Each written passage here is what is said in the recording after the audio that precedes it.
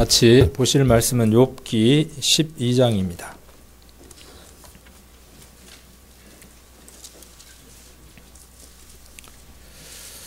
구약성경 772페이지입니다. 욥기 12장 7절부터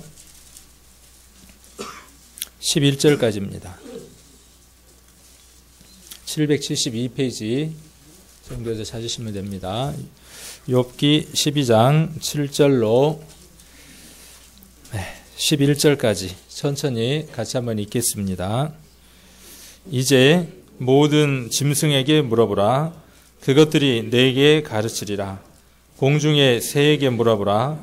그것들이 또한 내게 고하리라. 땅에게 말하라. 내게 가르치리라. 바다의 고기도 내게 설명하리라. 이것들 중에 어느 것이 여호와의 손이 이를 행하신 줄을 알지 못하랴. 생물들의 혼과 인생들의 영이 다 그의 손에 있느니라. 입이 식물의 맛을 변별한 같이 귀가 말을 분별하지 아니하느냐. 아멘.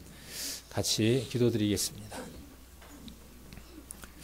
오늘도 이렇게 소중한 시간 허락해 주시고 또 하나님의 사랑을 입을 만한 귀한 영혼들 이것으로 불러 모아 주셔서 또 마음문 열어주시고 또 생각도 시켜주셔서 오늘 하나님이 우리에게 전하시려고 하시는 귀한 말씀들을 귀담아 들을 수 있도록 인도해 주시고 육신의 눈과 귀와 오감을 통하여 판단하는 것이 아니라 하나님을 알만한 양심으로서 이것이 정말 하나님의 진리의 말씀인지 아니면 그저께 기록되어 있는 것인지 판단해 볼 수 있는 귀한 시간이 되게 하셔서 하나님은 살아계시며 그 살아계신 하나님이 성경 말씀을 기록하셨고 또한 그것을 이루셨으며 그 이룬 모든 증거들을 우리들에게 보여주고 계신다는 사실을 확실히 발견할 수 있도록 인도해 주시고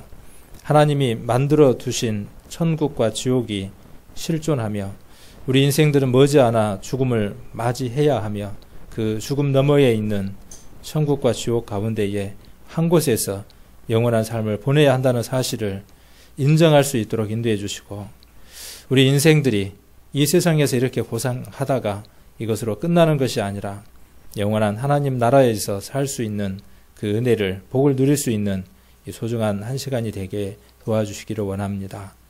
이 한 시간 주님께 의타가 없고 우리를 사랑하시는 예수님 이름 받들어 기도드립니다. 아멘. 내일까지 약 한 4일 동안은 이 성경이 어떻게 기록되어져 있고 또 어떠한 내용들이 있는가 하는 것들을 주제로 해서 말씀을 전하고 있습니다. 4일 동안의 요지는 성경이 사실이냐, 하나님이 살아 계시느냐, 또 하나님이 말씀하신 이 성경의 내용이 예언된 그대로 이루어지느냐 하는 것을 확인하는 시간을 갖고 있습니다. 그리고 이것을 확인하는 이유는 무엇 때문이냐 하면 우리 인생이 하나님을 떠났고 그 하나님을 떠난 대가대로 영원한 불목 가운데에서 세세토록 슬피 울며 이를 갈아야 한다는 것이 하나님이 우리를 향하신 선언입니다. 그 선언에서 구원을 얻어야 하나님 나라에서 영원히 살 수 있습니다. 그래서 그 뒤의 내용, 제가 지금 후반에 드린 그 말씀이 사실인지 아닌지를 여러분들이 발견해야만 그 뒤의 문제를 해결할 수 있기 때문에 그렇습니다. 그래서 오늘도 그렇고 내일도 그렇고 오늘 처음 오셔도 관계없습니다. 오셔도 마음 가운데 어떤 마음으로 보셔야 하느냐 하면 오늘 여기 욥기에 기록하고 있는 것처럼 우리가 첫날부터 시작해서 여러 가지 많은 것들을 보여드렸습니다. 하나님이 창조하신 것들에 대한 것들을 보여주었는데 짐승에게도 물어보고 공중의 새에게도 물어보고 고기에게도 새에게도 물어보고 땅에게도 물어보고 바다의 고기에게도 한번 물어봐라. 그것들이 어떻게 그 모든 것들이 창조되어져 있는지 설명해 줄 것이다. 그래서 우리 며칠 동안 그러한 증거들을 우리가 살펴보는 시간을 가졌습니다. 그래서 이렇게 한번 들어보면 오늘 여기 말씀에 기록되어 있는 것처럼 10절에 기록되어 있는 것처럼 11절이네요. 11절에 기록되어 있는 것처럼 입이 식물의 맛을 변별함 같이. 이 변별이라는 말은 뭐냐 하면요. 옳고 그르고 좋고 나쁘고 같고 다르고 이렇게 하는 것을 가리켜서 변별이라고 합니다. 분변이라고 하는 것은 뭐냐 하면 시, 비와 선악을 이야기하는 것이 분변이라고 한답니다. 사전에서 찾으니까 그렇게 나와서 제가 말씀을 드리는 겁니다. 자, 그래서 이 맛이 입이 식물의 맛을 그렇게 분별하는 것처럼 무엇이요? 귀가 이것이 옳은 것이구나 그런 것이구나. 여기에는 무엇인가 있구나. 이것이 지금 거짓말을 말하는 것이구나 참을 말하는 것이구나 라고 분별할 수 있는 능력이 여러분 귀에 있습니다. 그래서 오늘도 귀담아 들어보시고 판단할 수 있는 분별할 수 있는 그 귀로 이것이 선한 것인지 악한 것인지 옳은 것인지 그른 것인지 판단을 한번 해보시고 보이지 않는 죽음 너머에 있는 그 영원한 세계에 대해서 하나님이 만들어 두셨다고 하는 그것이 죽어봐야 하는 것인지 아니면 확실하게 알 수 있는 것인지. 간장 종지에 간장을 손가락을 대고 찍어 먹어봐야 짜다는 걸 압니까? 간장이다라고 말해주면 안 찍어 먹어봐도 짠 것을 알아야 되겠죠. 굳이 숟가락으로 떠먹고 짜다고 물을 먹는 사람은 어리석은 사람이죠. 그래서 여러분들에게 이러한 것들을 지금 설명해 드리는 그런 시간들을 갖고 있습니다. 이틀 동안 들었던 것들을 조금 정리하는 의미에서 이거 지금 무슨 집인 것 같아요? 어떻게 아셨을까? 물어보는 사람이 좀 민망하네. 개집 맞습니다. 개를 참 사랑하는 사람인 것 같아요. 많은 정성을 들여서 이렇게 돌로 멋있게 집을 지어주었습니다. 개를 사랑하는 크기가 얼만큼 큰지를 저 집을 쳐다보면서 알 수 있죠. 태풍이 와도 바람이 불어도 성질이 나서 개집을 들고 차도 끄떡없을 것 같아요. 이렇게 멋있는 집을 누가 지어줬습니까? 개가 지을 수 있어요, 없어요? 사람이 지어줬죠. 자, 이 집에 70억이라고 하는 사람들이 살고 있습니다. 이 집을 누가 지었을까요? 사람이 지었죠. 사람이 똑똑하고 머리도 좋은데 절대로 지을 수도 만들 수도 없습니다. 이것을 누가 만들었다고요? 하나님이 만드셨다는 것을 스스로 성경이 이야기하고 있고 그것에 대한 증거들을 이틀 동안 살펴보는 시간을 가졌습니다. 그래서 이사야서 45장 18절에 보시면 여호와는 하늘을 창조하신 하나님이시며 땅도 조성하시고 견고케 하시되 헛되이 창조치 아니하시고. 그래서 하나님이 하늘과 땅을 조성하시고 창조하신 목적이 있다는 거예요. 아까 그 집은 돌로 된 그 무더기 집은 뭐 때문에 지었다는 거죠? 여차하면 사람이 들어가서 살려고 만든 게 아니잖아요. 목적이 계집으로 만든 겁니다. 마찬가지로 하늘과 달, 별 모든 우주 가운데에 특별히 우리가 거하고 있는 푸른 세계 지구, 그 지구는 하나님이 왜 만드셨느냐 하면 여기 읽어보겠습니다. 사람으로 거하게 지으신 자신이라. 거한다는 말이 무슨 뜻이에요? 그래서 저기다 살 것자를 제가 한자로 넣어봤습니다. 거기에 사람이 살도록 하나님이 만드셨습니다. 그러니까 여러분이 이 지구 안에 사는 것은 누구가 이렇게 살 수 있도록 하셨다는 거예요. 인정하든 하지 않든 하기 싫든 좋든 하나님이 여러분이 이 지구 안에 살 수 있도록 집을 만드셨고 그 집 안에서 먹고 마실 수 있도록 모든 것을 지금 제공하고 계십니다. 하늘을 창조하여 펴시고 땅과 그 소산을 베푸시며 백성에게 세상 모든 사람에게 호흡을 주시며 그랬어요. 이게 호흡이죠. 이거 안 하면 어떻게 됩니까? 이거 안 하면 죽는 거죠. 이걸 누가 주셨다고요? 그런데 사람들은 어떻게 생각하느냐 하면요. 이 호흡을 누가 하는 걸로 압니까? 내가 하는 걸로 압니다. 태어나서 첫 호흡도 내가 한 걸로 압니다. 지금도 내가 이렇게 호흡하는 것도 내가 호흡하는 것으로 압니다. 그러나 그 호흡마저도 누가 주시느냐 하면 하나님이 우리에게 주신다고 말씀하십니다. 생명의 또 다른 표현이라고 해도 다르지 않을 것 같습니다. 또 행하는 자에게, 움직이는 자에게, 살아서 움직이는 사람들에게 신을 주시는 분이다. 그래서 신. 이 신은 여러분들이 혹시 오해할 것 같아서 저처럼 엉뚱한 얘기를 할 수 있을 것 같아서 신을 또 고무신이라고 생각할 수 있는 분들이 있을 것 같아서 저기다 한문으로 또 적어두었고 영어로도 적어두었습니다. 신. 그리고 스피리트라고 이렇게 기록을 해두었습니다. 사람 안에 있는 동물과 구별되어지는 아주 특별한 기관, 그 기관이 영이라고 하는 것이 있습니다. 그 영을 하나님이 주셨다고 말씀하셨습니다. 자, 그리고 영을 주시고 그 영을 담을 수 있는 그릇이 필요하겠죠. 그래서 그 그릇을 하나님이 무엇으로 만드시느냐 하면 흙으로 만드십니다. 오늘은 좀 시간이 부족하니까 성경 찾는 것을 여기 앞에 있는 화면으로 대체를 하도록 하겠습니다.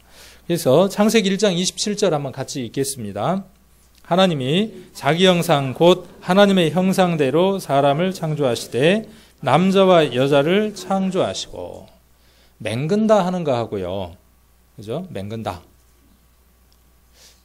만든다 하는 거하고 창조하는 거하고는 다르죠.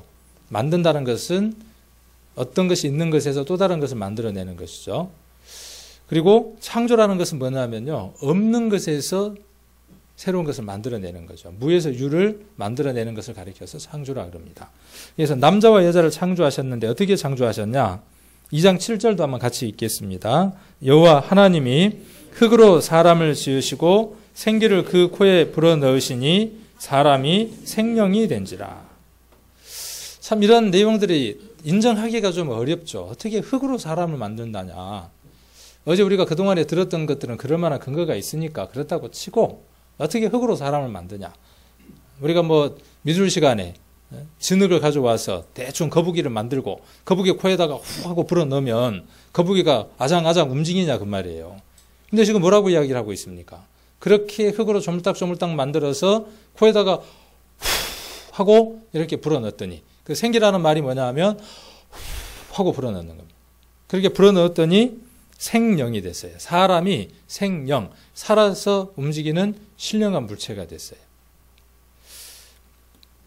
자, 여기 보시면 여자분들이 로망하는 다이아 반지가 있습니다. 일평생 남편의 프로포즈를 만족스럽게 받지 못한 사람들은 일평생 남편에게 바가지를 걷죠. 당신은 나한테 프로포즈할 때 저 흔한 다이아 반지 하나도 안 해주고. 저 귀하죠. 그래서 프로포즈를 하거나 결혼식을 할 때 저 다이아 반지를 아내나 다른 사람에게 선물을 해야 되는데 저 반지를 그냥 줍니까? 어떻게 합니까? 그 반지를 그냥 주는 게 아니라 보석함에 넣어서 뚜껑을 딱 닫은 다음에 주죠. 왜 그렇습니까? 그 다이아 반지가 귀하고 소중하다고 하는 것들을 표현하기 위한 것이죠. 그래서 내용물이 귀하면 귀할수록 껍데기는 더 거기에 걸맞는 것으로 포장을 합니다. 비록 그 껍데기는 어떻게 할지라도요. 알맹이 빼고 난 다음에 버려버린다고 할지라도. 그래서 우리 인생이 하나님을 만나러 가는 그 순간이 어떤 순간이냐 하면 알맹이가 취해지는 순간이고 그 껍데기는 어떻게 되어지느냐 하면 버려지는 겁니다. 흙으로 돌아가는 겁니다. 자, 여기 흙으로 흙 색깔은 아니네요. 다음에 이거 흙 색깔로 바꿔야 되겠는데 흙색이 제가 무슨 색인지는 모르겠습니다. 그래서 그냥 눈에 띄는 색으로 저렇게 흙으로 뭘 만들었냐 하면 이 껍데기, 육체를 만들었습니다. 그래서 몸은 body라고 이야기를 하고요. 그 body라는 단어 안에 어떤 의미가 함께 포함되어 있냐 하면 dust라는 말이 함께 포함되어 있습니다. 먼지, 흙 이런 개념이 같이 포함되어 있습니다.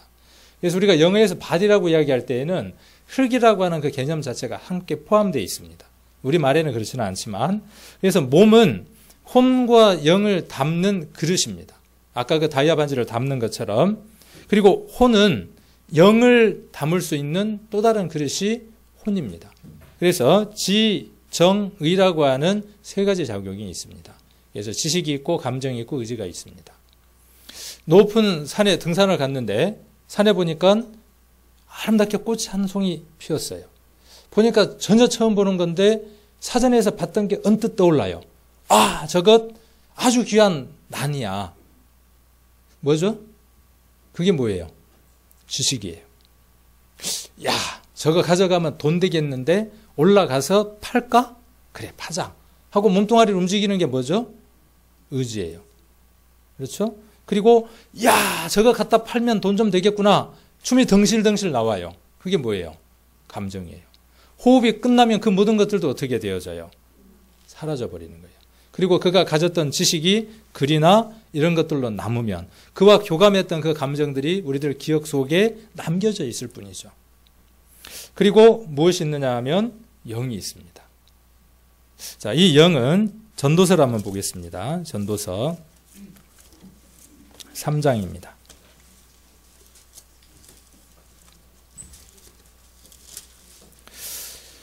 아까 모든 말씀들이 같이 연결이 되어져 있습니다. 백성에게 호흡을 주셨다고 말씀하셨죠. 그 호흡을 혼이라고 하면 생각해 볼 수 있겠고요.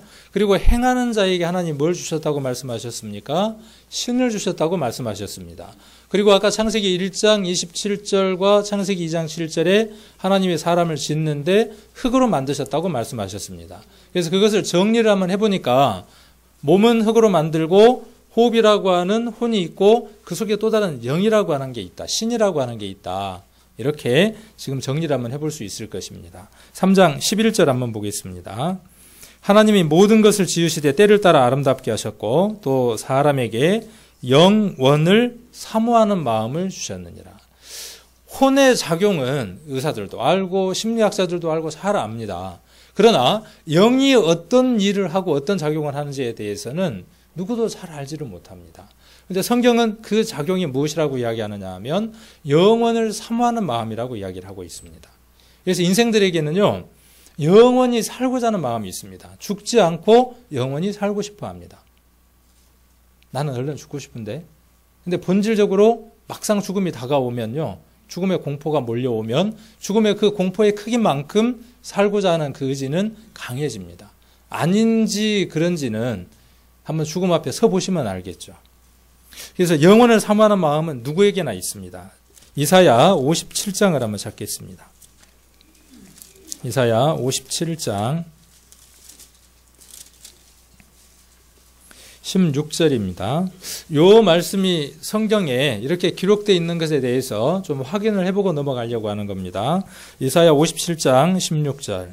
내가 영원히는 다투지 아니하며 내가 장구이는 노하지 아니할 것은 나의 지은 그 영과 혼이 내 앞에 곤비할까 함이니라. 하나님이 영과 혼을 지었다고 말씀하십니다. 그리고 이 말씀을 보니까 첫날 우리가 마태복음 한번 봤던 기억이 나시죠? 10장.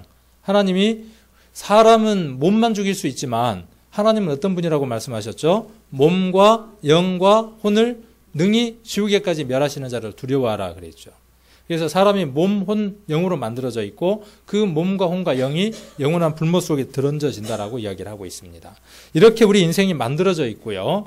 조금 이따가 에덴 동산에 대한 얘기를 드릴 겁니다. 그 에덴 동산 때에 처음 인생이 만들어졌을 때에는 이 영이 완벽한 상태로, 영원한 상태로 이 영이 만들어져 있었지만 저 영이 범죄를 함으로 말미암아 죽게 됩니다. 또 소유권으로 이야기한다면 영의 소유가 하나님의 소유였지만 뱀의 유혹에 의해서 선악과를 먹음으로 말미암아 소유가 사단에게로 넘어가게 됩니다. 그래서 성경에는 그것을 죽음으로 이렇게 표현을 하고 있습니다. 어이, 누구죠? 깜짝 놀랐습니다. 네, 깜짝 놀랐네. 자, 이쪽과 이쪽의 차이는 뭘까요? 시간의 차이죠, 뭐. 그렇죠. 저도 시간이 지나면 저렇게 되겠죠. 근데 저 안에 뭐가 들어있느냐 하면 영이라고 하는 게 같이 들어있죠. 자, 지금 집인데 이 집은 좀 새 집이고, 그렇죠? 저 집은 좀 어떻습니까? 늙어서 낡은 집이고, 그렇죠? 그 안에 집 주인이 있는데 그 집 주인이 누구냐 하면 영이라고 하는 것입니다. 그 집 주인이 집을 떠나는 것을 가리켜서 죽음이라고 이야기하고 그 집은 어떤 집이 됩니까? 빈집이 되죠. 여러분들 빈집에 들어가면 어떤 느낌이 들어요? 서늘한 느낌이 들죠. 자기 아내하고 자기 남편하고 같이 잠을 자다가 아내나 남편이 세상을 떠났어요. 그러면 그 집이 뭔 집이 되죠? 빈집이 되죠. 그 빈집 옆에 누워 있으면요, 어떤 느낌이 들어요? 엊그저께 같이 지냈는데? 그렇죠? 네, 똑같은 원리예요. 빈집이 되어져서 썰렁한 느낌이 들어집니다. 그래서 여기에서 영이 떠나면 둘 다 빈집되는 겁니다. 언제 떠나든 빈집이 되어지는 겁니다. 그래서 하나님이 흙으로 사람을 지었고 생기를 그 코에 불어넣어서 사람이 생명이 됐다고 하는데 과연 흙으로 하나님이 사람을 지을 수 있는지 한번 살펴보도록 하겠습니다. 자, 창세기 2장 7절 말씀 여기 다시 기록이 되어 있고 생령이라고 하는 걸 사전에서 제가 한번 찾아서 여기에다 넣어봤습니다. 생령은 살아있는 넋이라는 뜻이랍니다. 넋. 그러면 넋이 뭐냐? 다시 사전을 찾으니까 사람의 몸에 있으면서 몸을 거느리고 정신을 다스리는 비물질적인 것이다 그랬어요. 몸이 죽어도 영원히 남아 있다고 생각하는 초자연적인 것이다 그랬어요. 제 얘기입니까? 사전에 되어 있는 내용입니까? 이거 객관적인 거예요. 어느 나라든 이 단어를 찾으면 이렇게 번역이 되어 있고 이렇게 기록이 되어 있습니다. 제가 말하는 것이 아니라 넋. 그래서 생령이라는 것은 살아있는 넋이다 그런 뜻이고 그 넋은 뭘 한다는 거예요? 사람의 몸에 있으면서 몸을 거느려요. 그리고 뭘 해요? 정신을 다스리는 거예요. 그러니까 정신과 몸을 누가 다스린다고요? 영이. 그러면 영이 누구의 지배를 받느냐는 것에 따라서 정신도 그것의 지배를 받고 몸도 그것의 지배를 받겠죠.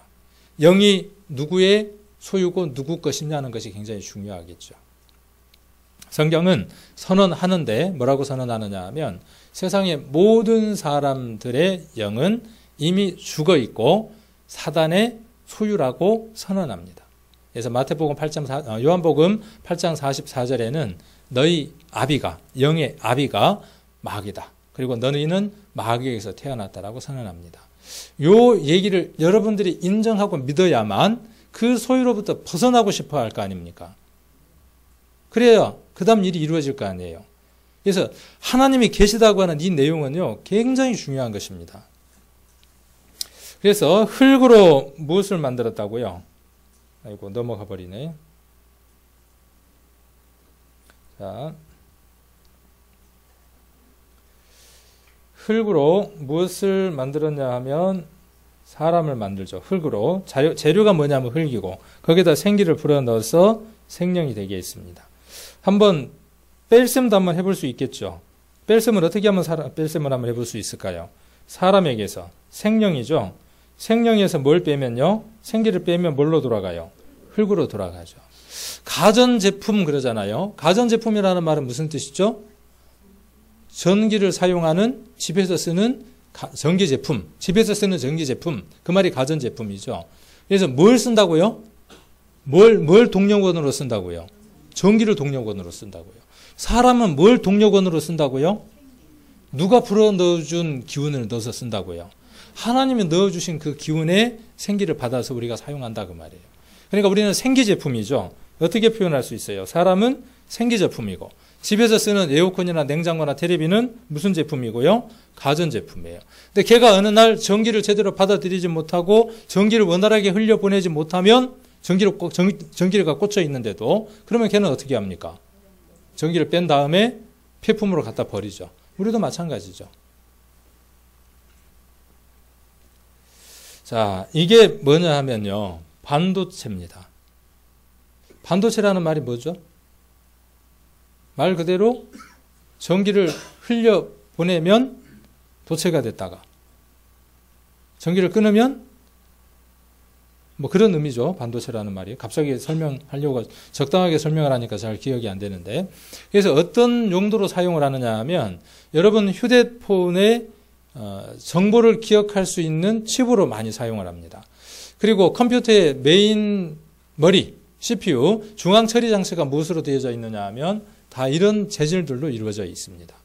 그걸 얼마만큼 집약을 하고 얼마나 많은 회로를 넣느냐는 것에 따라서 기술력을 인정을 받죠. 그래서 CPU는 어느 나라나 잘 만들 수가 없고 인텔이라든가 AMD나 이런 회사에서만 잘 만들 수 있죠. 우리 삼성에서는 잘 못 만듭니다. 대신 우리나라에서는 뭘 잘 만드느냐 하면 메모리를 잘 만들죠. 그래서 이걸 뭘로 만드느냐 하면요. 반도체를 뭘로 만드냐 하면 흙으로 만듭니다. 학교에서 배운 분들은 그래 맞아. 그거 흙의 원소 가운데 하나를 취해서 반도체를 만들어 그러고 합니다. 누구도 이거에 대해서 부정하지 않죠. 근데 사람이 흙으로 무엇인가 능력이 있고 저장할 수 있는 칩을 만든다는 것에 대해서는 고개를 끄덕거리면서 하나님이 흙으로 사람을 만든다는 것에 대해서는 고개를 끄덕거리지를 못하죠. 오늘 이 말씀을 잘 한번 들어보시면 그래, 충분히 그렇게 하실 수 있구나라고 아실 겁니다. 그래서 사람도 이렇게 흙으로 규소라고 하는 곳에서 반도체 물질을 취해서 거기에다가 사진도 넣고 음악도 넣고 책도 넣고 여러 용도로 쓰는 겁니다. 여러분이 들어가는 휴대폰에 들어가는 칩, 마이크로 SD는 조그만하죠. 손톱만 하죠.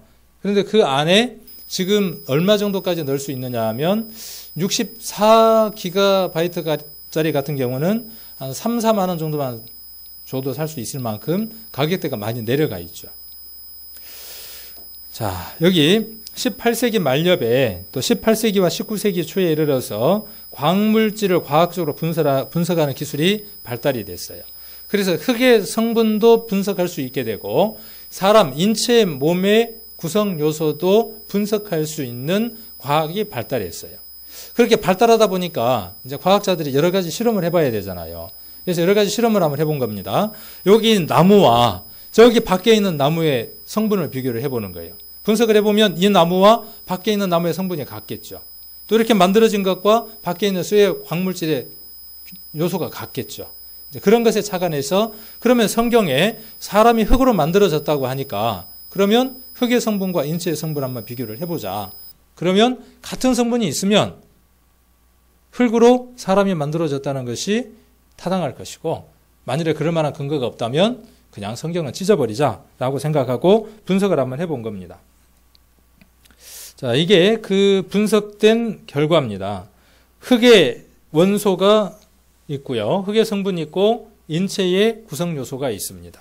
산소, 탄소, 수소, 질소, 칼슘, 인, 카리, 마그네슘, 철 같이 이렇게 몸과 인체 안에 같이 들어있는 걸 볼 수 있습니다. 그러므로 흙과 사람의 몸은 같은 재질인 것을 인정할 수 있게 되죠. 그래서 우리말도 참 재밌는 것들이 많아요. 아까 앞에 빨간색으로 써졌던 것처럼 신토불이. 신토불이라는 말이 무슨 뜻이죠?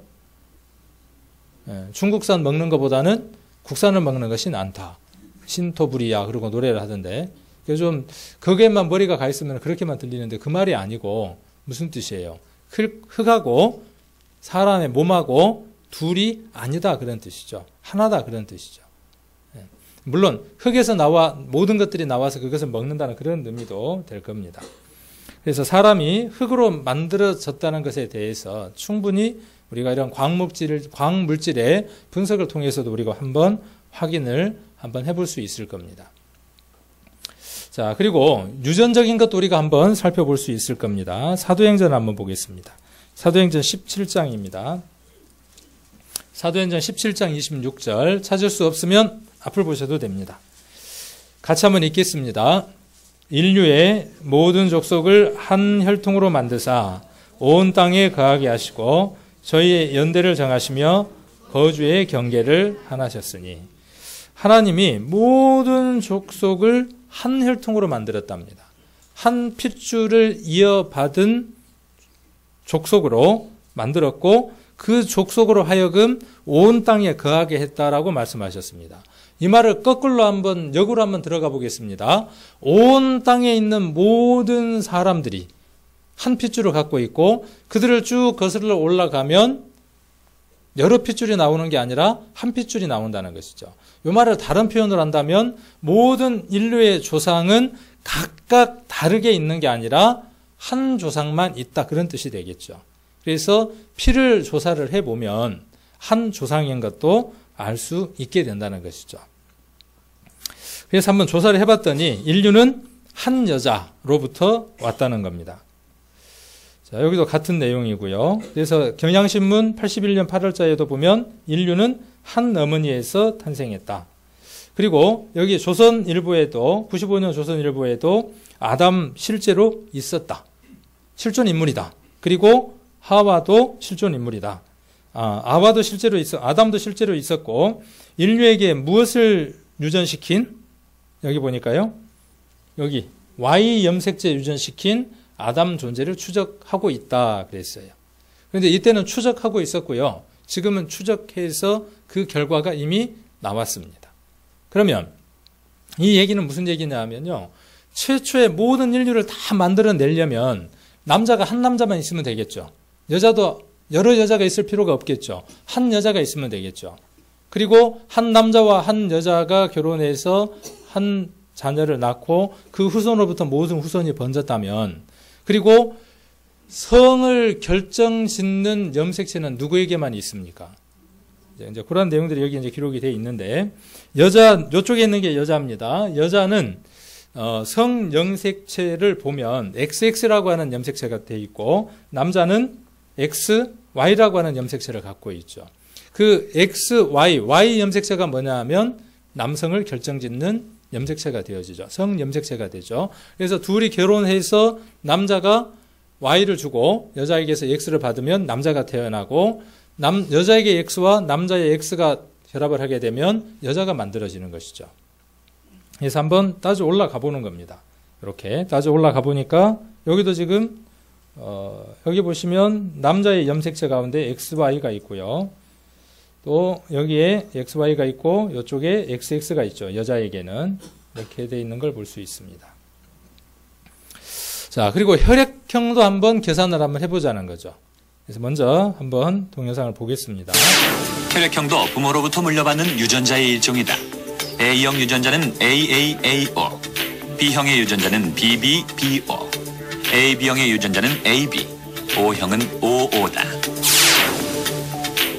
멘델의 법칙에 따라 부모에게 각각 하나씩 물려받게 되는데, 예를 들어 아버지가 AO 유전자를 가진 A형이고 어머니가 BO 유전자를 가진 B형인 경우 자녀의 혈액형은 AB형, A형, B형, O형 중 하나가 된다. 자, 모든 인류는요, 이 네 가지 혈액형 안에 다 포함됩니다. 물론 거기에 뭐 RH-도 있고 이제 특이한 혈액형도 있지만 기본적으로는 이 네 가지 혈액형, 피에 다 모든 인류가 포함됩니다. 그래서 쭉 거슬러 올라가면 네 개의 핏줄이 필요한 게 아니라 두 사람의 피만 있어도, 처음에 사람만 만나도 모든 인류가 나올 수 있다는 것이죠. 그래서 성경에서 아담과 하와의 존재만 가지고도 온 인류가 발생할 수 있다고 하는 것은 다분히 인류학적인 문제로도 충분히 사실적인 근거를 갖고 있다는 것이죠. 아담이 A오든 하와가 A오든 둘 중에 한 사람이 A든 B가 되면 되죠. A오, B오가 되게 되면 모든 인류가 거기에서 파생할 수 있습니다. 모든 혈액형이 다 나올 수 있습니다. 그러므로 아까 사도행전 17장에서 이야기하는 온 족속을 한 혈통으로, 모든 인류를 한 혈통으로 만드셨다고 하는 성경의 말씀은 사실이라고 여러분들에게 말씀을 드릴 수 있겠죠. 자, 여기 모든 인류의 조상을 한번 찾아보자는 거죠. 자, 창세기 2장으로 한번 넘어가 보겠습니다.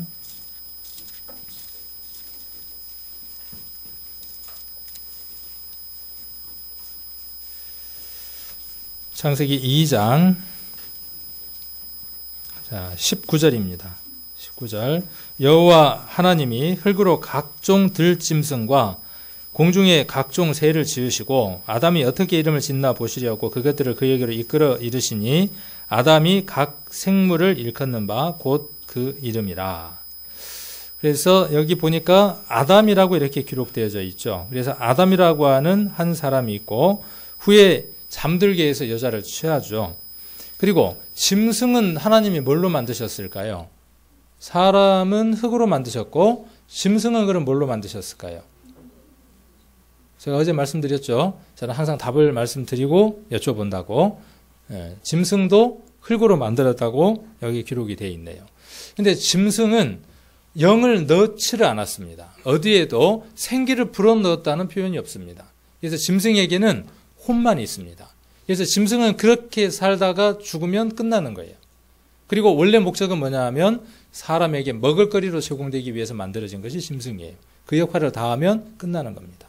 하나님 말씀하시기를 구원함을 받지 못하면 차라리 짐승이 낫다 그랬어요. 짐승에게는 지옥이 준비되어 있지 않기 때문에 그렇습니다. 자, 그래서 아담이라는 말 뜻이 뭐냐, 하와라는 말 뜻이 뭐냐 하면요, 아담이라는 말은 아담하다 그런 뜻이 아니고 누가 교회에서 이렇게 이야기하더라고요. 아담의 키가 얼마나 됐을까? 이렇게 묻더라고요. 그러니까 누가 우스갯소리로 아담은 아마 아담했을 거라고 이렇게 이야기하더라고요.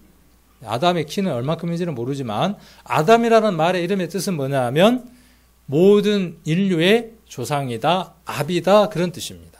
하와라는 말의 이름의 뜻이 뭐냐 하면 인류의 어미다, 조상이다 그런 뜻을 갖고 있습니다.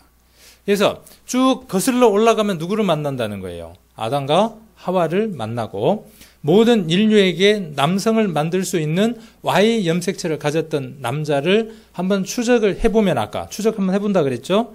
누군가가 답이 나온다 그랬죠? 한번 찾아보겠습니다. 태초에 하나님이 천지를 창조하시고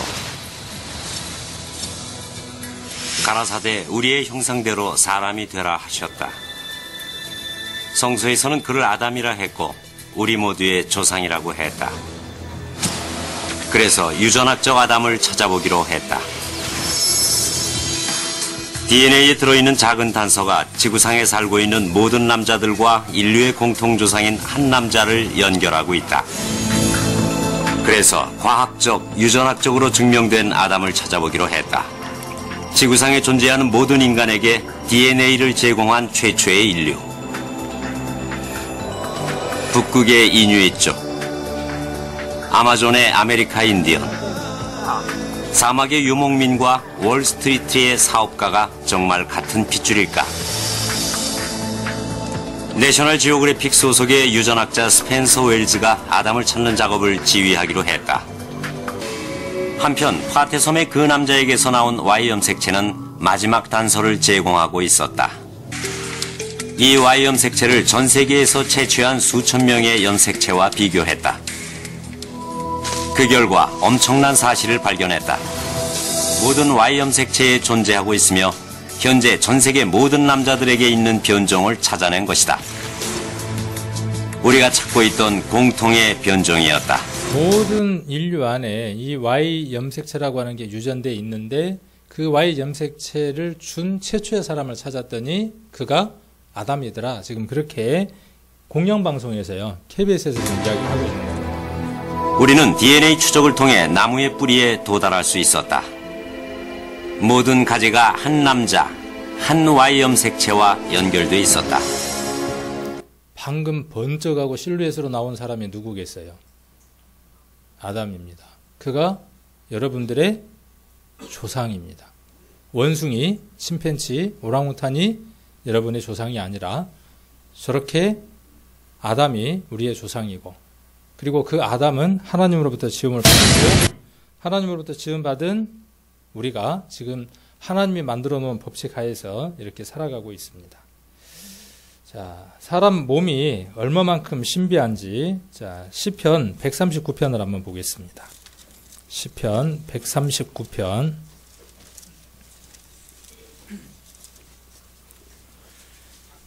시편 139편 13절 13절부터 16절까지 같이 한번 읽겠습니다. 주께서 내 장부를 지으시며 나의 모태에서 나를 조직하셨나이다. 내가 주께 감사함은 나를 지으심이 신묘막측하심이라. 주의 행사가 기함을 내 영혼이 잘 아나이다. 내가 은밀한 데서 지음을 받고 땅의 깊은 곳에서 기이하게 지음을 받을 때에 나의 형체가 주의 앞에 형기우지 못하였나이다. 내 형질이 이루기 전에 주의 눈이 보셨으며 나를 위하여 정한 날이 하나도 되기 전에 주의 책에 다 기록이 되었나이다. 아멘. 다윗에게 하나님이 뱃속의 아이가 어떻게 자라는가를 보여줬습니다. 예전에 우리 엄마들 뱃속의 아이를 보려면 초음파로 봤었죠. 여기 머리가 있고 여기 무엇이 있고 남자입니까 여자입니까 물어보죠. 뭐 하려고 그렇게 물어봤을까요?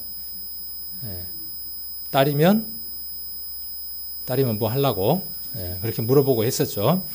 근데 요즘은 뭐가 나왔냐면 3D 입체 영상이 나왔죠. 그래서 뱃속에 있는 아이를 입체적으로 볼 수 있도록 나와 있습니다. 하나님이 그런 특수한 장비를 동원하지 않고요. 다윗에게 여자의 뱃속 안에서 아이가 형성되는 과정을 보여주셨어요. 자, 여기 13절에 보니까 내 장부를 지었다는 거예요. 다윗이 그렇게 지어진 것을 하나님 보여주는 거예요. 장부, 오장육부가 어디에서 지어지는 거예요? 여기 보니까 모태에서 조직되는 거예요. 처음부터 그렇게 만들어져 있는 게 아니라 하나씩 하나씩 조직되어져 가는 거예요. 그리고 어디에서요? 자, 14절에 보니까 나를 지으시면 어떻게 해요? 신묘막측해요. 어떻게 표현할 길이 없어요. 그리고 15절에 보니까 은밀한 데서 지음을 받았어요. 그리고 16절에 보니까 내 형질이 이루어지기 전에 그랬어요. 그래서 무엇인가 형체가 다 있는 것이 아니라 없었던 상태에서 하나하나 조직을 이루고 형체를 이루고 만들어져 가는 과정을 다윗이 자기가 태어나는 과정, 어머니 뱃속에 있었던 모습들을 본 겁니다. 이걸 오늘날의 영상으로 한번 볼 수도 있겠죠. 여기는 쉬운 성경으로 번역해 놓은 것인데요. 주님은 오장육부를 만들어 주셨고 어머니 뱃속에서 나를 빚어주셨다. 이렇게 이야기를 하고 있습니다. 내가 보이지 않는 어머니 태에서 만들어졌을 때 이렇게 이야기를 하고 있습니다. 옛날에는요, 과학이 발달하기 전에는 정자 안에 이런 아이가 들어있는 줄 알았어요. 참 밀어내도 그렇게 밀어낼 수가 없죠. 근데 성경에는 어떻게 이야기를 하고 있습니까? 어머니 태 안에서 작은 것에서부터 조직되어져서 오장육부가 형성되더라고 이야기를 하고 있죠. 근데 한 100년 전에 어떤 의학들은 저런 의학을 몇 세기 전 현미경으로 처음 정자를 본 학자들은 각각의 정자 안에 완전한 형태를 갖춘 미니 인간, 즉 호문클루스가 들어있다고 믿었다. 그게 사실이 아니란 걸 지금은 누구나 안다. 우리 몸을 이루는 100조 개의 세포 안엔 한 인간을 만들어내기 위한 완벽한 설계도가 들어있다. 그것이 바로 게놈이다. 이것이 DNA 분자인데 이 안엔 염색체라고 하는 묶음이 가득 들어있다. 하나의 세포엔 염색체가 23쌍 들어있다. 그런데 정자와 난자 세포엔 설계도가 반쪽씩만 들어있다. 그래서 서로가 필요한 것이다. 난자와 정자가 운명적으로 만나면 둘의 DNA가 융해되면서 엄마와 이걸 누가 봤다고요? 다윗이 봤다니까요. 근데 지금 여러분들이 만들어지는 과정을 지금 보고 있는 거예요. 여러분이 태어나는 과정이 어떻게 태어난 거죠? 어머니와 아버지가 만나서 사랑을 나누고 난 이후에 어머니 태 안에서 일어난 일들이에요. 아이고, 다른 걸로 넘어가 버렸네요.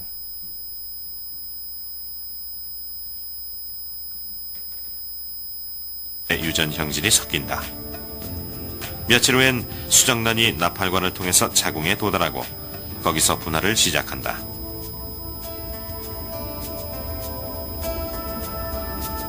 수정 후 20시간이 지나면 2개의 세포로 나뉘어지고 48시간 후엔 4개, 이런 걸 보여주면 어떻게 72시간 후엔 표현하겠습니까? 16개로 분할된다. 다윗은 너무나 시적으로 잘 표현을 했죠. 신묘막측하다라고 표현을 했죠. 새로운 각각의 세포는 맨 처음 수정란과 유전자적으로 동일하다. 수정 후 7일이 되면 배반포라고 하는 분할 세포의 덩어리가 자궁으로 들어간다. 세포들은 계속 분할을 하면서 좋은 장소를 찾아 안착한 후 작업을 시작한다. 이때부터가 공식적인 임신이다. 시간이 지나면서 세포들은 각자 전문성을 띠게 되고 형체가 만들어지기 시작한다. 3주차가 되면 나타나는 이 호흡이 신경계의 시작이다. 길쭉한 부분의 꼭대기가 뇌가 될 것이고 그 아래 부분이 척수가 될 것이다. 8주차가 되면 호두알 크기로 자란 배아 안에 거의 모든 장기와 조직이 자리 잡게 되고 9주차가 되면 태아라는 호칭을 정식으로 얻게 된다. 이때부터 성장의 시동이 걸린다. 12주가 되면 자궁 안을 들여다보는 기계를 검사. 이용해야만 뱃속의 아이를 볼 수 있지만 하나님은 다윗에게 그 모든 것들을 보여주시고 지금의 의학이라든가 과학들은 그것들을 촬영해서 우리가 볼 수 있도록 발달해 있습니다. 우리 인체 안에 가장 큰 세포가 있습니다. 남자에게 있는 가장 큰 세포가 뭐냐면 반대네요. 여자에게는 사람 몸 안에 있는 세포 가운데 가장 큰 세포가 있는데 난자라고 하는 세포가 있습니다. 그 가장 큰 난자와 사람에게 있는 가장 작은 세포인 정자가 만나서 수정을 하게 되는 과정이 이루어지죠. 그렇게 해서 여러분들이 만들어졌고 지금 세상을 살아나가고 있습니다. 자, 그리고 하나님은 우리를 지으셨기 때문에 우리의 체질에 대해서 잘 아시죠. 우리가 어떻게 만들어졌는지 잘 아시는 분이 누구냐 하면 우리의 하나님입니다. 이는 저가 우리의 체질을 아시고 우리가 진토임을 기억하신다라고 말씀하셨습니다. 믿든지 말든지 재밌는 게 있어서 한번 제가 이렇게 옮겨 봐주었습니다. 한번 생각을 해보십시오. 갓난아이의 뼈는 305개이며 성장함에 따라 206개로 융합된다. 이런 거 알았어요? 몰랐어요? 근데 이런 것들은 누가 만들고 누가 부여해 놓으셨다고요? 하나님이 다 부여해 놓으셨는데 우리는 이런 건 몰라도 잘 살아요? 안 살아요? 잘 살고 있습니다. 그러나 그분이 이 모든 것들을 다 베풀었음에도 불구하고 한 번도 감사하다고 말한 적이 없습니다. 부모에게 키워주고 길러줬는데도 불구하고 감사하다는 말을 안 하면 그것처럼 큰 불효가 없죠. 하나님께도 가장 큰 죄가 어쩌면 감사하지 않는 죄가 될 수도 있을 겁니다. 아이가 엄마 뱃속에서 나올 때에는요, 이 머리뼈가요, 물렁뼈처럼 되어져서 조각조각이 나 있습니다. 그래서 엄마 뱃속에서 나올 때에는 오징어처럼 납작해져 갖고 나오고 나면 자리를 찾게 되고 크면서 어떻게 되느냐 하면 그 대륙처럼 떠다니던 그 뼈들이 점점 모여지면서 조각이 맞습니다. 우리 나무들 보면은 책상들 보면 이렇게 맞춰진 거 봤죠? 톱니처럼. 그래서 뇌가 그렇게 점점 맞춰갑니다. 그래서 의사들은 죽은 사람의 뇌뼈를 보면 몇 살인지 추정할 수 있습니다. 아이 때 죽었는지 어른 때 죽었는지를 추정할 수 있는데 그 쪼개진 뼈들이 붙여져서 아까 305개에서 206개로 융합되는 과정이 이루어지는 것에 따라서 나이를 추정할 수 있습니다. 이렇게 신비롭게 우리 몸이 만들어져 있고요. 자, 인간의 뼈는 콘크리트보다 4배나 강하답니다. 그리고 206개의 뼈 중 절반이 손과 발에 있습니다. 그래서 정교한 움직임들을 할 수 있고 달걀도 잡을 수 있고 두부도 집을 수 있는 그런 정교한 일을 할 수 있습니다. 그리고 혀에 침이 없으면 맛을 볼 수가 없고요. 콧구멍은 3시간에서 4시간마다 교대를 한답니다. 이런 것도 모르셨죠? 이 콧구멍이 3시간에서 4시간마다 서로 교대를 한대요. 자, 네 차례다. 그러고 교대를 하고 이쪽이 냄새 맡고 이쪽이 냄새를 맡는데요. 그리고 이 코 안에도요. 수분이 없으면 냄새를 제대로 맡을 수가 없습니다. 이 코 안에 털은 왜 필요할까요? 코털. 자주 거울을 쳐다보고 이거 잘라야 되잖아요. 코털. 안 자르시나? 네, 보기 싫잖아요. 근데 코털이 없으면 어떻게 돼요? 먼지가 들어가죠. 그리고 코 끝 안에는요. 기가 막힌 라디에이터 장치가 돼 있는데 혹시 아셨습니까? 겨울철 추운 곳에 나가면요. 찬 공기가 순간적으로 확 들어오잖아요. 그러면 코 안에 들어온 찬 공기를 순간적으로 데울 수 있는 라디에이터가 코 안에 들어 있습니다. 그런 거 모르셨죠? 그래서 폐 안으로 찬 공기가 들어가지 않도록 기가 막히게 설계가 되어 있습니다. 그게 우연이겠습니까? 어쩌다 보니까 그렇게 만들어졌겠냐는 거예요. 골수는 평생 동안 약 반통가량의 적혈구를 만들어내고 신기한 것들이 많더라고요.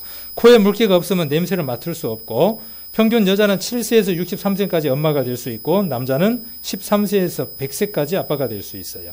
그러니까 13세에서 100세까지에 있는 남자는 조심해야 된다는 결론이 납니다. 네. 그래서 인체의 신비에 대해서 한번 살펴보는 시간을 가졌습니다. 하나님이 인간을 흙으로 만드셨고 거기에 모든 체질을 부여해서 닭이든 토끼든 특수한 품성들을 넣은 것처럼 우리 인간들에게도 각각 온통 모든 기관들을 특별하게 설계를 하셨습니다. 우리가 모르고 잘 사용하고 있는 겁니다. 그러나 감사는 안 하고 살고 있죠. 이렇게 만든 인간을 신혼집을 지어줘야 되지 않겠습니까? 신랑 신부가 생겼는데 신혼집이 있어야 거기서 살 거 아닙니까? 하나님은 그 신혼집을 어디에다가 만들어 두셨느냐 하면 세상 한중앙으로부터 약간 동쪽에 에덴이라고 하는 동산을 만들어서 거기에서 신접살림을 살도록 하나님이 해주셨습니다. 이 에덴이라는 말의 뜻은 뭐냐 하면요. 즐거움, 기쁨, 환희 그런 뜻입니다. 가정은 홈 스위트 홈이에요. 막 꿀이 흘러내리는 집이 가정이어야 되는데 그래요? 여러분들의 집은? 네? 처음에 살다 보면 왼수고요. 결혼해서 살 때는 좋다가 한 10년, 20년 되면 이제 왼수가 되고 한 40년, 50년 이렇게 되면은 이제 뭐가 되냐면 평생 왼수가 되더라고요. 네. 그런데 원래 하나님 우리 인간을 만드셨을 때 남자와 여자와 짝지어 주었을 때에는요. 여기 기록되어 있는 대로 즐겁고 기쁜 동산으로 만들어 주셨어요. 그래서 에덴 동산에는 둘이 벌거벗고 있어도 부끄러운 줄을 모르고 그리고 그 에덴 동산에는 4개의 강이 흘러 내려왔습니다. 그래서 창세기 2장 8절에 여호와 하나님이 동방의 에덴의 동산을 창설하셨어요. 그리고 그 지으신 두 사람 아담과 하와를 에덴 동산에 두셨어요. 자, 에덴 동산에 대한 성경 구절을 제가 이렇게 좀 정리를 했습니다. 여러분들이 성경 보는 것보다 제가 이렇게 정리를 하면 다음에 2장, 3장을 볼 때 좀 쉬울 것 같아서 정리를 했습니다. 노란색으로. 그래서 흙으로 하나님이 뭘 만들었냐 하면 생기를 불어넣어서 생명, 사람을 만들었습니다. 그리고 에덴 동산에 살게 하셨고 에덴 동산에는 먹기에 좋은 나무와 생명과와 선악을 알게 하는 나무가 있었습니다. 3종류의 나무가 있었습니다. 먹기에 좋은 나무는 그들이 일하지 않고 편하게 그냥 놀다가 먹고 자다가 먹고 또 응가하고 나서 또 먹고 뭐 일이라는 게 없이 편하게 그렇게 먹을 수 있는 것이 먹기에 좋은 나무. 생명과는 이 과일을 먹으면 하나님의 사랑을 확증한 자가 되어져서 영생으로 바로 들어갈 수 있는 열매가 영생과입니다. 선악을 알게 하는 나무는 이것을 먹으면 말 그대로 선과 악을 알게 됩니다. 그래서 부끄러운 것도 알게 되고 수치를 알게 됩니다. 선악과는 하나님의 사랑을 확증해 볼 수 있는 또 하나의 열매가 되어지는데 사단이 와서 이 선악과를 가지고 사단을 사랑하는가 하는 것을 시험하는 용도로 사용합니다. 사람은 선악과를 먹을 수도 있고 생명과를 먹을 수도 있어요. 그런 자유의지를 우리에게 주셨습니다. 왜요? 우리 인생을 사랑의 짝으로 만드셨으니까. 그거에 대해서 자세하게 이야기하는 성경이 호세아 성경입니다. 우리 인생에게 내가 너희를 사랑의 짝으로 불렀다. 그런데 왜 자꾸 이웃집 아저씨하고 바람 피워갖고 도망가서 사냐? 왜 마귀를 쫓아서 가서 사냐? 하는 것이 호세아서입니다. 그래서 인생이 뭘 먹어버리느냐 하면 선악을 알게 하는 나무를 먹습니다. 그리고 에덴 동산에서 4개의 강이 흘러나오는데 비손강과 기온강과 히데겔과 유브라데드라고 하는 4개의 강이 흐르는데 성경은 중국을 통해서 들어와서 성경이 영어식으로 기록되어 있는 게 아니라 중국식으로 다 번역이 되어 있습니다. 마태가 아니라 마테오가 맞고요. 그 다음에 요한복음이 아니라 좌안이 맞고요. 그런데 다 발음들이 달라져 있죠. 도쿠메리 쫑 할 때 존 있잖아요. 존. J-O-H-N. 그게 중국식으로 바꾸면 요한이에요. 그렇게 그 발음들이 중국식으로 돼 있어서 우리가 이해하기가 어려운데 히데겔이라는 말은 티그리스라고 하는 말로 바꿀 수 있고요. 유브라데는 유프라테스라고 바꿀 수 있습니다. 비손과 기온은 지금은 사라져서 없어요. 성경에만 기록되어 있고 그래서 선악을 알게 하는 나무의 실과를 먹으면 어떻게 된다고 말씀하셨냐 하면 죽는다고 말씀하셨습니다. 아까 제가 말씀드릴 때 몸이 있고 혼이 있고 영이 있다라고 말씀드렸는데 이 영이 생명과를 먹게 되면 하나님처럼 영원히 살게 됩니다. 그러나 선악과를 먹게 되면 무엇이 죽느냐 하면 이 영이 죽게 되고 그래서 하나님을 아는 지식이 없어지게 되고 하나님의 아는 지식이 없어지면서 몸도 죽게 됩니다. 그래서 처음 인생은 죽지 않고 영원히 살 수 있도록 설계되어져서 창조되어졌는데 사단에 의해서 죽음을 맞이하게 되고 그 죽음의 결과가 사단과 함께 영원한 불모 속으로 가는 것입니다. 그래서 에덴 동산의 사건은요, 우리의 근본에 대한 이야기를 하는 것이기 때문에 아주 중요한 얘기죠. 그래서 선악과를 먹는데 뱀의 유혹으로 선악과를 먹고 아담과 하와가 같이 먹습니다. 그리고 무화과 나무로 잎으로 치마를 만들어서 입습니다. 부끄러운 부분을 가렸어요. 남자는 팬티를 무화과로 만들었겠죠. 여자는 어떻게 입겠어요? 상상하지 마시고 벌써 머릿속에서 상상하시는 분들이 계시는데 어쨌든 무화과로 투피스를 만들어서 가렸어요. 햇빛이 나니까 어떻게 되겠습니까? 바삭바삭 말라요. 안고 설 때마다 어떻게 돼요?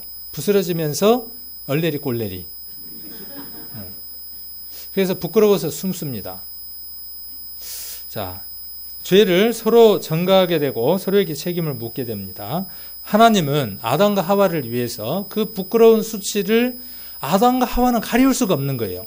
뭔 방법으로도 부끄러운 수치를 가리울 수가 없고 하나님 눈길을 떠날 방법이 없는 거예요. 그래서 하나님이 어떻게 하시느냐 하면 짐승을 한 마리를 잡고 그 짐승이 피를 흘려서 죽게 되고 그 짐승의 가죽을 벗겨서 아담과 하와를 위해서 옷을 하나 입혀주십니다. 이것은요, 지난번에 제가 그런 말씀 드렸죠. 성경은 무엇을 가리킨다고 말씀하셨죠? 칠판에다가 선생님이 글을 쓰고 지휘봉으로 가리키면 그 지휘봉 끝이 칠판의 글씨를 가리킨다 그랬죠. 성경의 모든 내용들은 누구를 가리키느냐 하면 예수님에 대해서 가리키고 이야기를 하고 있습니다. 이 일은 예수님이 오셔서 하실 일에 대한 그림자입니다.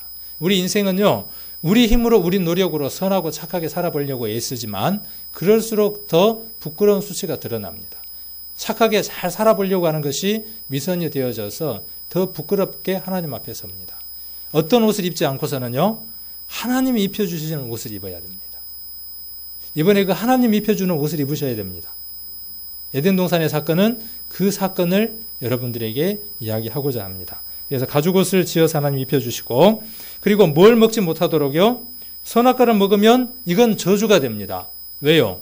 고통과 저주 속에서 영원히 살아야 하니까. 그래서 하나님이 고통과 저주 속에서 살 수 없도록, 생명과를 먹을 수 없도록 쫓아내고 그룹들과 두루두루 화영검으로 지키게 합니다.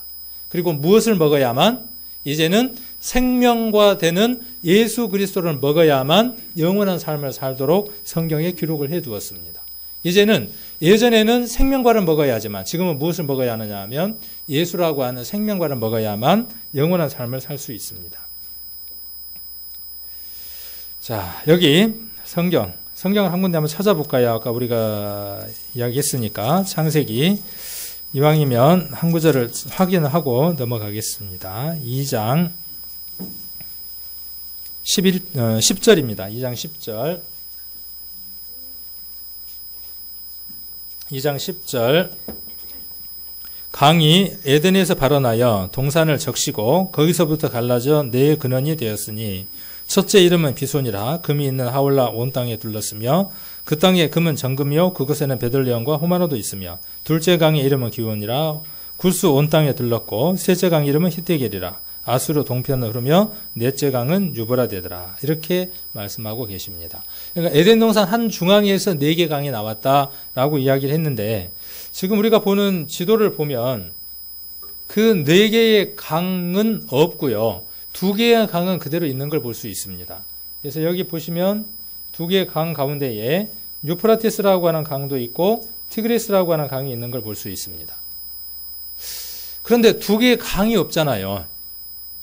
성경을 믿는 사람들은 성경의 흔적들을 믿고 찾아보려고 하는 노력들을 하죠.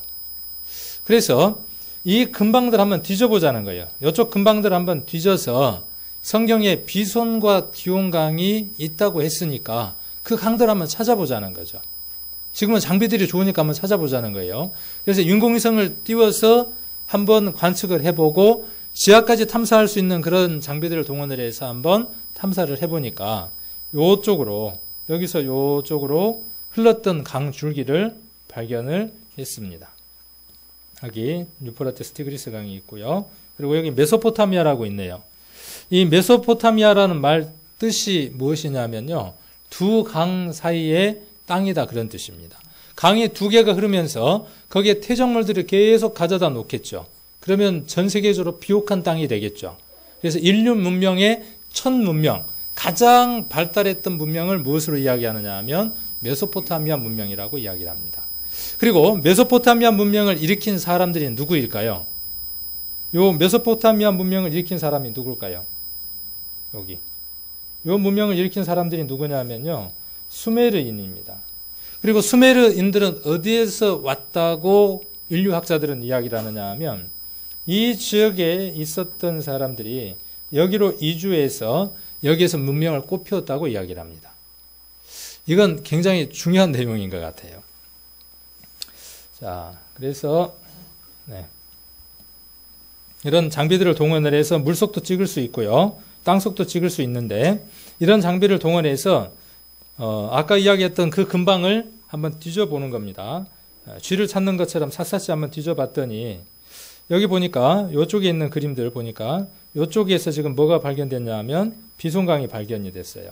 그래서 에덴 동산은 지금의 어디라고 이야기를 하느냐 하면 에덴 동산은 지금의 페르시아만이다. 그렇게 이야기를 하고 있고, 미국의 미시시피 대조사단이 잃어버린 강 뭘 발견했습니까? 비손강을 발견했다고 이야기를 하고 있습니다. 성경은 있었던 내용을 그대로 이야기를 하고 있고, 그것을 뒤져보면 분명히 흔적들을 찾을 수 있게 됩니다. 조금 더 확대된 칼라 사진을 보면요, 위성에서 찍은 걸 확대해서 보니까 이렇게 보여진 거죠. 이것은 투시하기 전이고, 이것은 투시한 모습인데, 거기에 강이 흘렀던 흔적들이 남아 있습니다. 사막에 감춰진 고대의 강, 여기는 일찍이 식물이 무성했던 땅이라고 이야기를 하고 있습니다. 자, 여기 영상을 하나 보시겠습니다.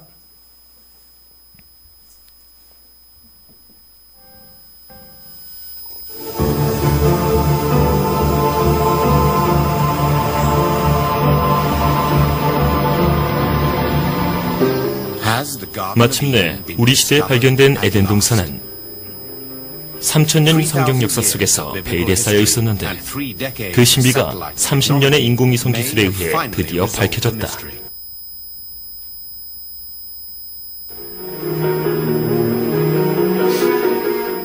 성경에서는 에덴 동산의 위치가 이곳의 근원이 되는 티그리스 강과 유프라테스 강과 다른 두 개의 강인 비손강과 기용강이 있는 곳이라고 묘사되어 있다. 그런데 문제는 현재 터키에 흐르고 있는 티그리스 강과 유프라테스 강은 시리아와 이라크에서부터 오는 강들과 근원이 틀리다는 것이다. 그리고 그곳에 비손과 기용강은 현재 존재하지 않다는 것이다. 그러나 고고학자인 지오로스 자린 교수는 이 수수께끼를 풀 수 있다고 믿었다. 그는 1971년에 최초의 고대 인류 발생지를 찾기 위해 아라비아 반도를 여행하였다. 그리고 그는 사우디아라비아가 과거에 항상 사막은 아니었음을 밝혀내었다. 고대에는 아라비아가 지금보다 훨씬 물이 풍부했을 것입니다. 티그리스와 티그리스 강이 웨디 버틴 델타, 즉 아라비아의 배꼽인 지점으로 흘러서 만납니다. 실로 놀라고 엄청난 강의 흐름이 아라비아 지역에 물을 공급하였고 북동 아라비아까지 전개되었습니다. 그래서 저는 고고학적, 지리학적인 측면에서 더욱더 초점을 맞추기 시작했습니다. 연구 과정에서 자린 교수는 인공위성에서 찍은 사진을 토대로 땅의 지형을 밝혀내게 되었다. 이것은 놀라운 발견이었다. 이 사진을 통해 화석화된 두 개의 강을 발견할 수 있었다. 지금은 말라버린 강들이다. 그곳은 현재 사우디아라비아와 이란에 위치하고 있다. 이 강들이 과연 성경에 나오는 비손과 기용강의 흔적인가? 성경에는 네 개의 강들은 한 근원에서 만난다고 묘사되어 있다. 자린 교수는 지하에서 티그리스와 유프라테스 강이 페르시아만을 향해 흘러서 서로 만난다고 믿는다. 현재 이들의 강들은 같이 만나고 있지는 않지만 과거에 해수면이 아주 낮았을 때에는 서로 만났을 것이라고 한다. 네 개의 강들이 모두 흘렀을 때의 상황은 6, 7천 년 전에는 창세기에 묘사된 것처럼 물고기와 자원과 물이 풍부했을 것입니다. 그래서 처음에는 페르시아만의 시작점이 에덴 동산에 위치했던 곳이고 하나가 네 개의 강으로 나눠졌다고 말할 수 있습니다. 자린 교수 팀은 계속해서 아담과 이브와 에덴 동산에 무슨 일이 있었는지 밝혀내었다. BC 6000년경의 해수면은 지금보다 적어도 150m 정도는 낮았다는 것이다. 그리고 페르시아만은 해수면보다 높은 하나의 계곡이었다. 네 개의 강들은 강 쪽으로 흘러서 마침내 하나의 강과 만나게 되는데, 처음 에덴 동산이 있었을 때의 모습을 시뮬레이션에서 보여주는 모습이죠. 저렇게 되어졌을 때에는 강 줄기가 지금하고 반대로 흐르게 된다는 거죠. 지금은 흘러서 근원이 저쪽 끝에서 아까 위쪽에서 흘러서 페르시아만으로 들어가지만 이렇게 됐을 때에는 반대가 성경처럼 된다, 그렇게 지금 말하고 있습니다.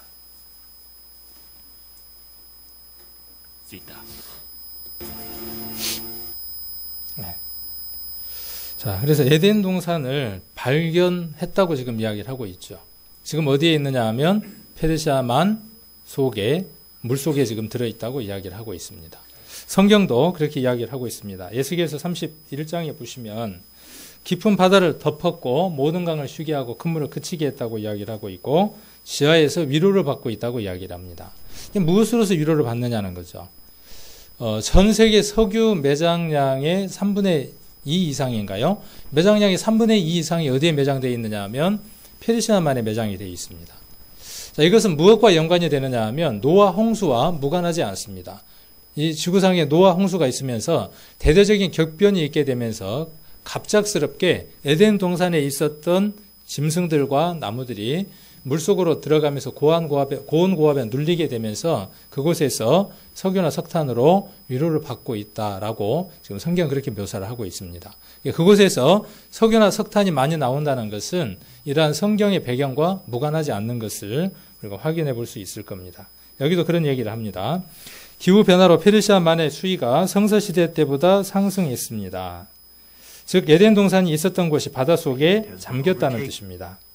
성경에 지금 뭐라고 이야기하느냐 하면 에스겔서 31장에 그것이 바닷속에 있다고 이야기하고 있고 지하에 있다고 이야기하고 있는데 여기도 지금 에덴 동산이 지하에 물속에 있는 이유에 대해서 설명을 하고 있습니다. 지금 여기 보고 있는 건 이 채널 익스트림 미스터리라고 하는 채널에서 보여주는 것을 일부분 편집해서 여러분들에게 보여드리고 있습니다. 자, 그래서 동방 에덴에 무엇을 하나님 만드셨다고요? 에덴 동산을 창설하셨다고 하는 이 성경의 말씀이 허구입니까? 사실입니까? 있었던 내용을 우리에게 지금 전달하고 있습니다. 만일 성경이 사실이라면요. 성경이 사실이라면 에덴 동산이 있었고 거기서 있었던 4개의 강, 비손과 기온과 히데겔과 유프라데스 하는 강 4개가 발견됐고 또 에덴 동산의 위치가 발견됐다면 우리에게는 좀 심각한 문제가 좀 있죠.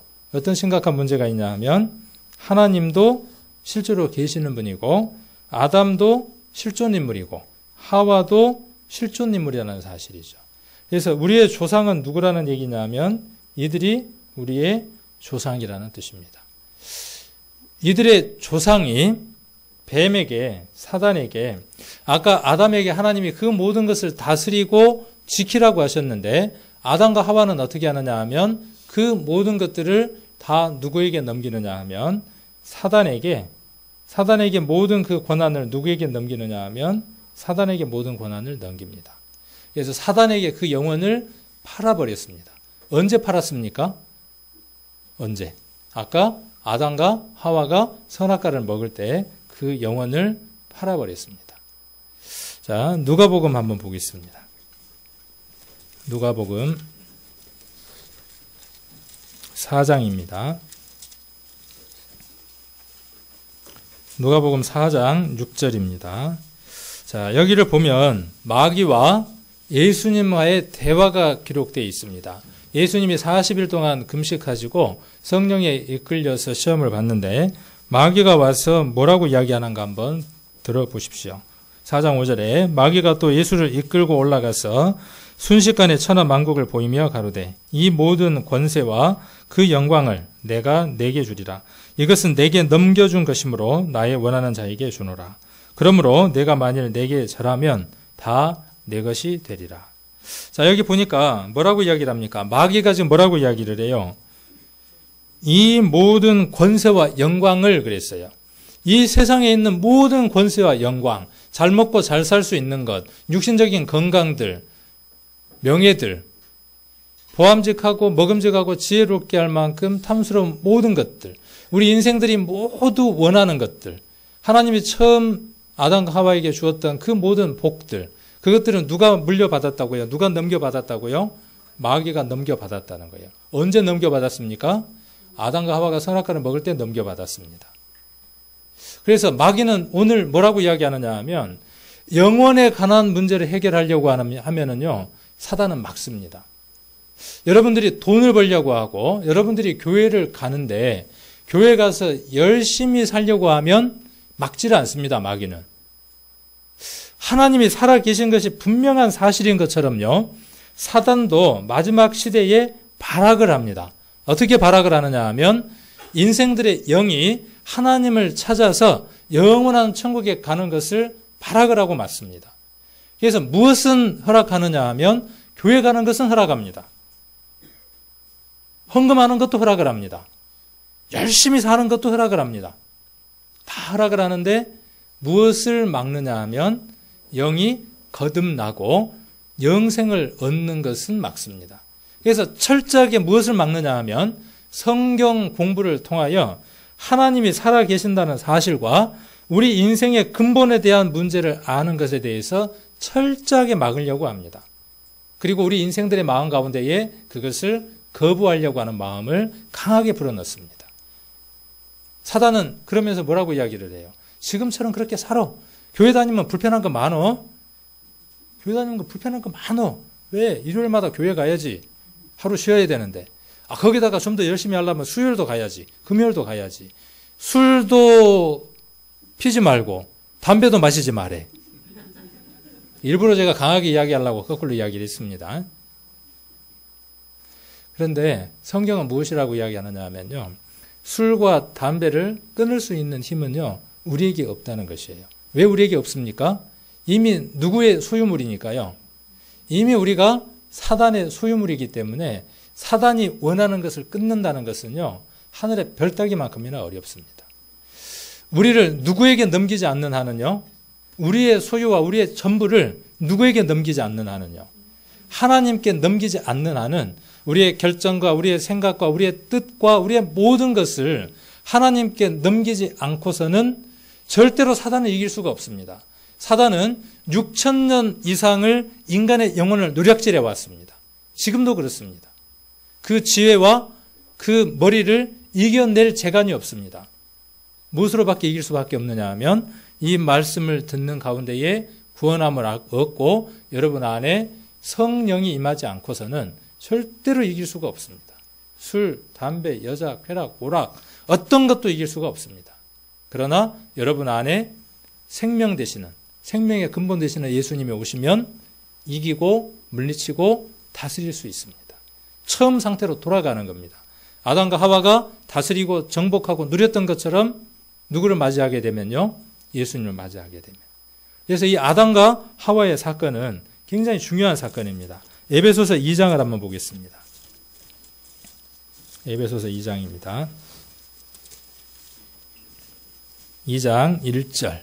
구원받은 교회에 바울이 편지를 쓰면서 뭐라고 이야기하느냐 하면 너희가 교회 안에 들어와서 구원받기 전에는 이런 사람이었다라고 이야기를 합니다. 2장 1절에 너희의 허물과 죄로 죽었던 너희를 살리셨도다. 그때에 너희가 그 가운데에서 행하여 이 세상 풍습을 쫓고 공중의 권세 잡은 자를 따랐으니 곧 지금 불순종의 아들들 가운데에서 역사하는 영이라.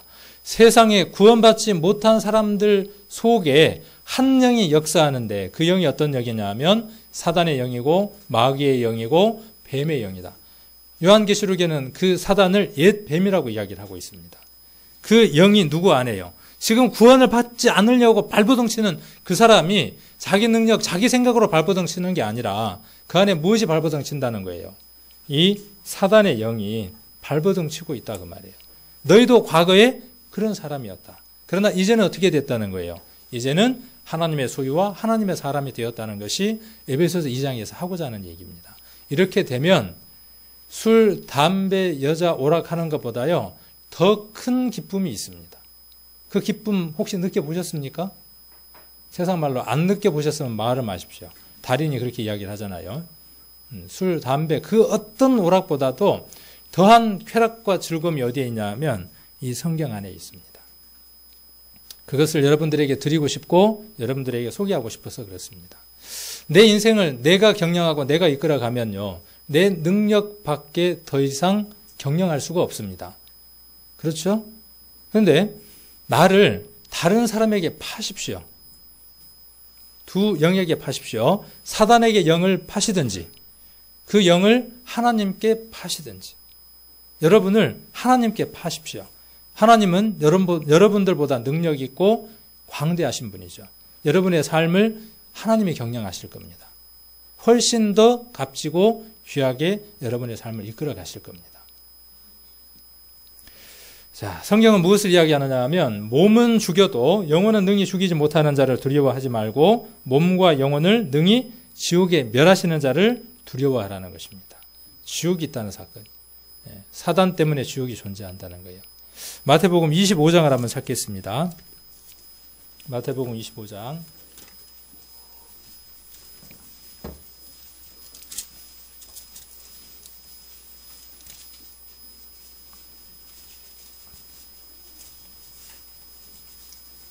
41절입니다.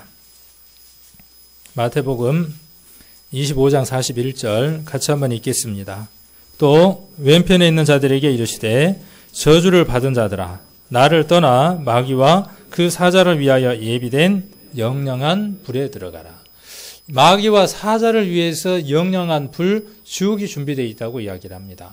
지옥은 많은 사람들이 오해하는데 사랑의 하나님이 왜 지옥을 만들어서 사랑하는 사람을 거기에 보낸다냐? 오해입니다. 하나님은 지옥을 만드신 목적이 하나님을 대적했던 영의 사역자들, 천사들을 범죄했던 천사들을 보내기 위해서 만들어 놓은 것이 지옥입니다. 유다서 1장에 그렇게 기록이 되어 있습니다. 자기 처소와 자기 지위를 떠난 그 천사들을 보낼 곳이 지옥입니다. 그 마귀를 따라서 어디를 가는 거냐 하면 지옥을 가는 겁니다. 여러분들에게 선택권이 있습니다. 성경은 신사적으로 이야기를 하는 겁니다. 여러분들에게 선택권이 있으니 지금처럼 사단을 따라서 그렇게 사단을 따라서 영영한 불 속으로 가든지 이제 그 방향을 돌려서 하나님이 우리를 찾고 우리를 부르시니까 그 방법을 찾아서 하나님에게로 돌이키든지 둘 중에 하나를 선택하라고 이야기를 합니다. 자, 여기 지옥이 있습니다. 지옥을 한번 여러분들이 보십시오. 이 지옥은 환상 가운데 화가들에게 보여준 것이지만 어쩌면 지옥은 이것보다도 더 끔찍하고 더 고통스럽고 더 저주스러운 것일 겁니다. 세상에 있는 그 어떤 고통으로도 지옥을 다 표현할 수 없을 겁니다. 화가가 본 지옥의 모습입니다. 사람들은 천국과 지옥을 하나의 관념적인 꿈결 같은 세계로 생각합니다. 이 세상의 육신도 세상도 실제로 존재하듯이 영도 실제로 존재하고 각종 영의 세계도 실제로 존재합니다.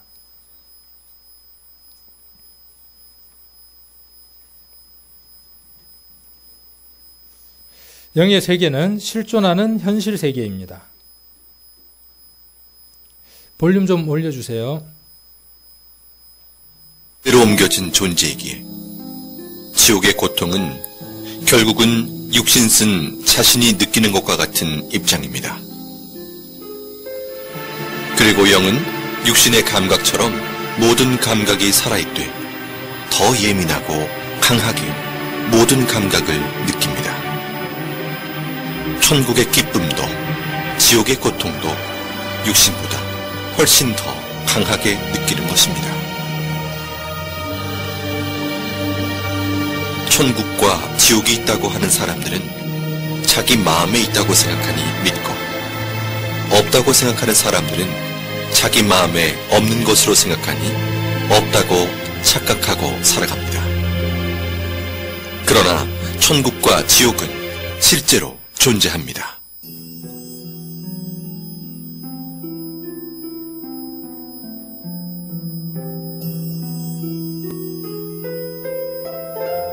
천국과 지옥에 가서 비디오를 찍어서 가지고 오지 못하니 못 본 자들을 위해서 화가들을 통해 주님께서 그림으로 보여주는 것입니다. 지금 보실 그림들은 다양한 지옥의 실제 현장을 그림으로 표현한 것들입니다.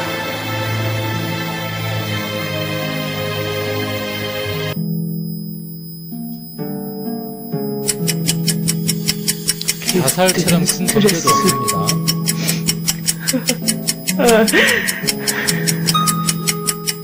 지치고 피곤해.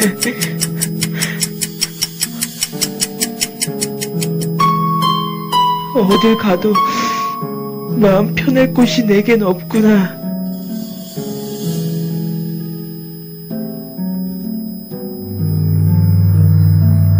술 기운에도 의지해봤지만 난 더 이상 살고 싶지가 않아. 죽고 나면 모든 게 평화로워질까? 죽고 나면 이 모든 삶의 무게로부터 벗어날 수 있을까?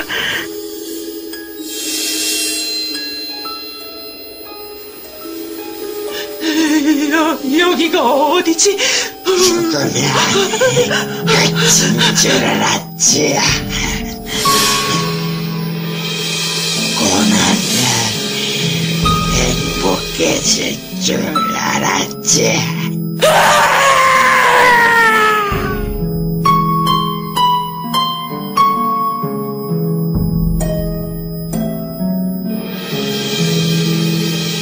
이렇게 해서 죽음으로 결말을 맞는다면 다행이겠죠.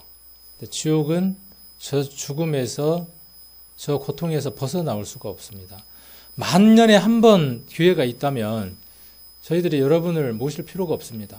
그리고 교회도 필요 없습니다. 왜요? 성경도 필요 없고 만년에 한 번 거기 있다가 나오면 되니까 만년만 참으면 되잖아요. 그런데 기회가 없습니다.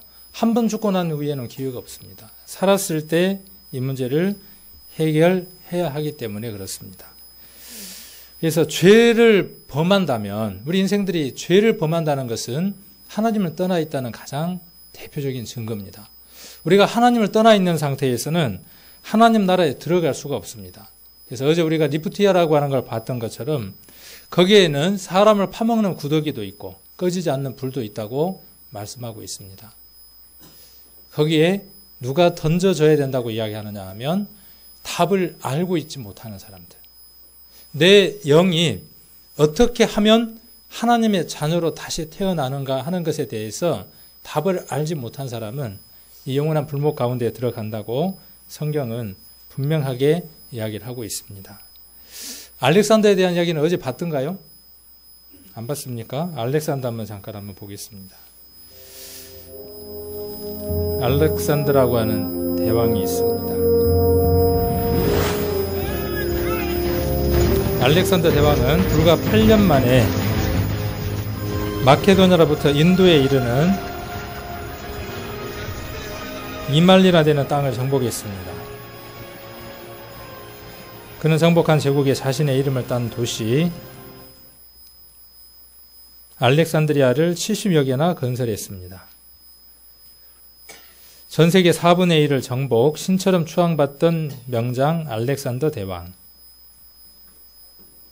그러나 영웅도 죽음 앞에선 일개 인간에 불과했습니다.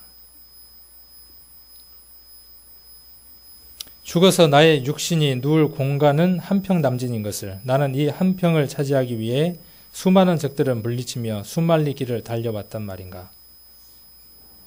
열병에 걸려 33살의 나이로 타향에서 죽음으로 인생을 마쳤습니다. 사람들이 원하는 물질의 세계의 가치를 다 가졌지만 영원 세계를 준비하지 못한 그의 마지막은 죽음이었습니다. 이 땅의 부귀 영화와 권력은 오래 지속되지 않고 죽음 앞에서는 무용지물입니다. 그래서 하나님께서는 영원한 기쁨이 있는 영의 세계를 준비하라고 교훈하셨습니다. 이번에 이 집회를 하는 이유도 어디에 있느냐 하면 이 세계가 전부가 아니라, 이 물질의 세계가 전부가 아니라 보이지 않는, 그리고 영원한 기쁨이 있는 그 영원한 세계가 분명히 존재하기 때문에, 그러나 그것을 여러분들에게 지금 보여드릴 수는 없기 때문에, 죽음에 넘어 있는 것이기 때문에 여러분들에게 직접 보여줄 수도 없고 만져드릴 수도 없는 것이기 때문에 보여줄 수 있고 만져질 수 있는 것으로 그 세계가 분명히 존재한다는 것을 여러분들에게 밝혀드리고 있습니다.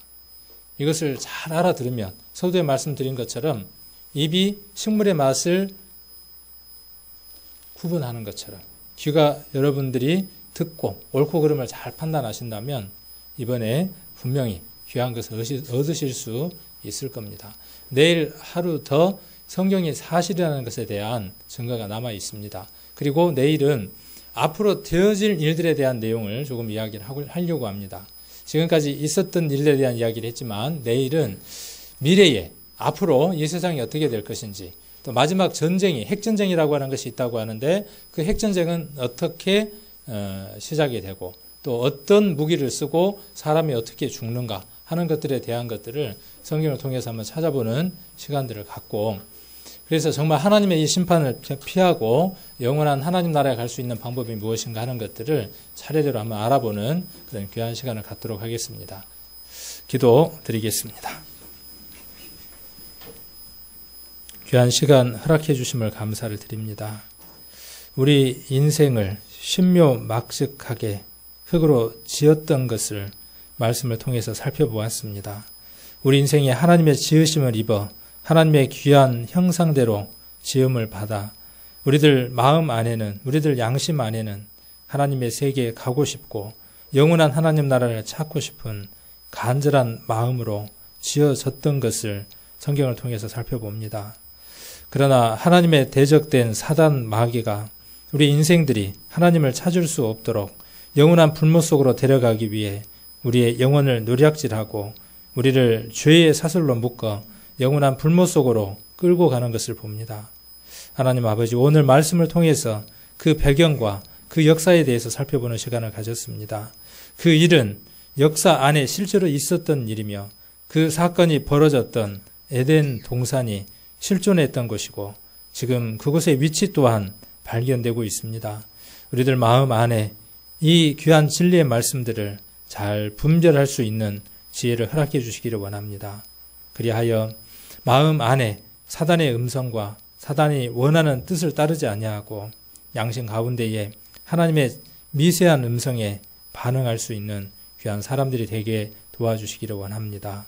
오늘 이렇게 발걸음 옮기게 해주심을 감사를 드리고 내일도 이렇게 이곳까지 발걸음 옮기게 지켜주시고 생각도 지켜주시기를 원합니다.